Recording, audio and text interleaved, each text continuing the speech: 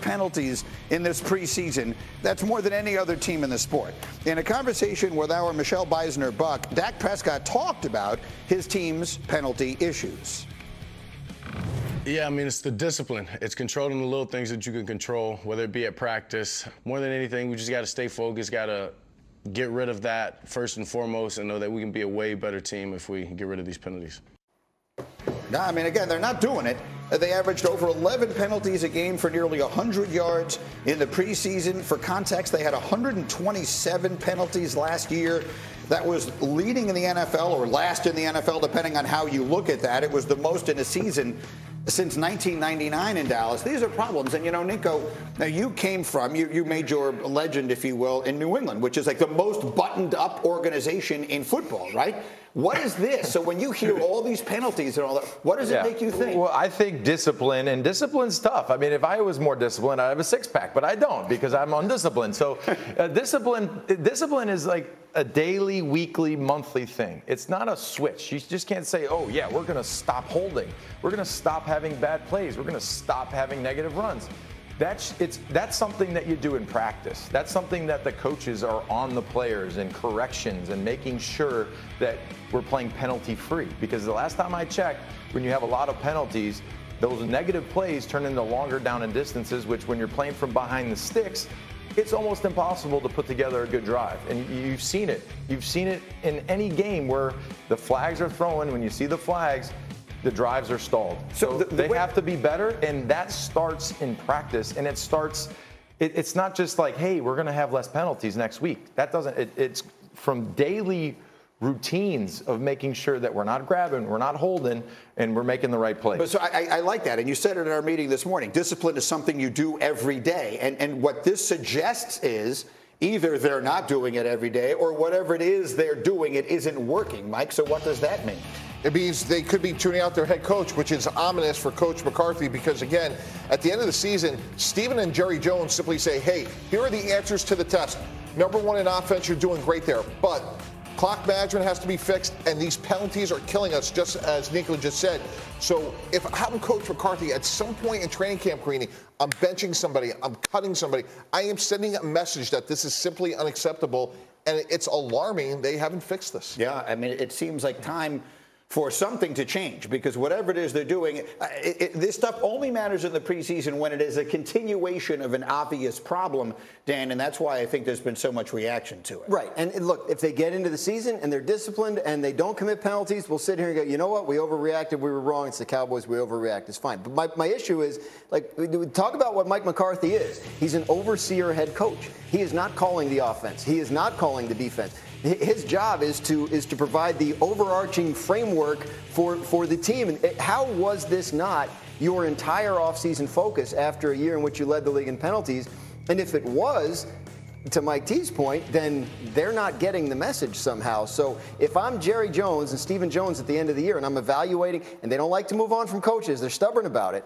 If I'm evaluating him at the end of the year, that's what I'm looking at, the big picture stuff, because that is his domain. Look, it's worth another reminder that they have two head coaches in waiting on their staff. They have Dan Quinn, the defensive coordinator, who is a Super Bowl and one guy that was in New Orleans that's probably just relaxing right now. Oh, and that's Sean Payton. That's Sean Payton. Action. I mean, you can't give away yards. I don't think this is a good enough team to just be able to hand out 80, 90, 100 yards to their opponent per game on penalties like we've seen in the preseason. So, yeah, I think the Eagles are improved. You know, we can talk about the NFC not being as strong as the AFC, but the margins are skinny in this league, and the Cowboys have lost some personnel. I think this could be very damaging to them, obviously. It almost feels too obvious to say if they don't get that under control. We're going to hear from Dak on that a little bit later in our show. In the meantime, the next one. If I were to say the Raiders are a legit threat to win the AFC West, would that be an overreaction? It's not. We put up yesterday, everybody picked a different team, all four of them. So, like, everybody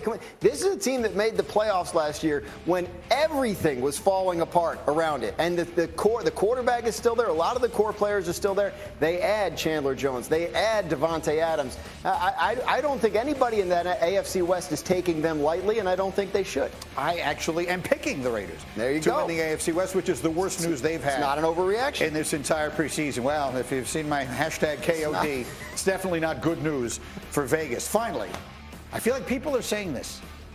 The Patriots could finish last in the AFC East. Is that an overreaction?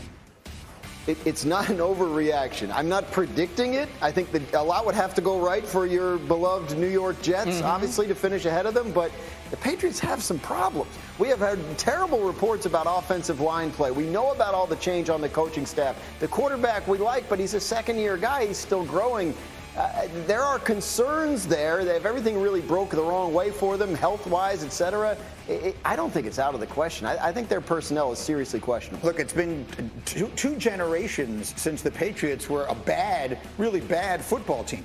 But you're starting to hear whispers from people around, sort of peripherally around them of real concern. I want you to look at a tweet from Patriots linebacker Ted Johnson. You all remember Ted, obviously. And he tweeted, "I think there is a feeling for people who've covered the Patriots for a long time that they can't believe what they're seeing from them so far. The way things played out in the last preseason game versus the Raiders just confirmed what we've all been thinking." Now, again, preseason games don't count, but they matter. And so people watch this and they think to themselves, that doesn't look like them. We don't think that the personnel is that good. In Bill, we trust, but how far can that take us? Ninko, I know that this is still in your heart. Are you concerned? Well, I still live locally, so I don't want eggs all over my house. But again, yeah, I'm concerned because when you look at the Patriots and previously, they always had some type of identity going into training camp or in training camp, and they were building on that. So now you have a new coordinator. You have a question mark on who's calling the plays. It's not out there yet, but we know. You have an offensive line that's trying to adapt to a new system.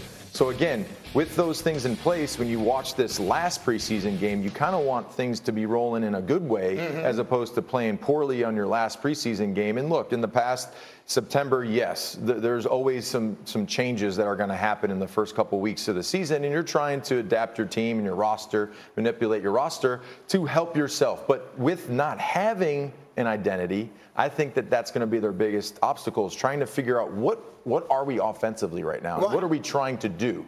So they need to figure that out fast, because in September, if they only win one game, you're in trouble. You're in a tough spot. Because you were telling me this morning, you think the first two games are they're vital, yes, because playing down in Miami is always really hard. And there's a lot of tough battles down in Miami. Week one, it's hot. But that game in particular, the Miami Dolphins, everyone's flying high in the Dolphins right now. So if you go down there and you don't look good and they beat you up pretty good, then that's not good. Then in week two, you got the Steelers that have question marks at the quarterback position. We don't know who's the starting quarterback right now. So if you go down 0-2 to start the season and you're still trying to figure out what you are, that's tough. And then look what they have. And then after that, you're about to hit a steamroller. So it's tough. They need to figure it out fast. So he's concerned. You have been like the leader of the Patriot bandwagon and Mac Jones for MVP and all of that. Are you starting to waver? None. Zero. They have a great quarterback. They have a quarterback that's the second best quarterback in the division, and that's a great equalizer. They can run the ball. Greeny, there's a great expression that applies here, which is, how do you control the game? They can control the game with a quarterback that won't make mistakes. They can run the ball. I think they're a little bit more explosive than people are giving them credit, although they lost Thornton, their second-round receiver, who is fast. Speedy. So that is a concern. And defensively, they may not be dominant, but with Coach Belichick, they're going to be solid and fundamental. So they're still going to be a tough team to beat, and I think Mac Jones makes enough plays where they're in the playoff conversation. The concerns that keep sticking out to me when people who have seen them, people who have been around them, say the offensive line looks really bad. So how are you going to run the ball? Like that's a question. So I just feel like we're going to watch them over the next week, right? A lot of teams, as you know, obviously, Mike, they're going to pick up players that get cut from other teams.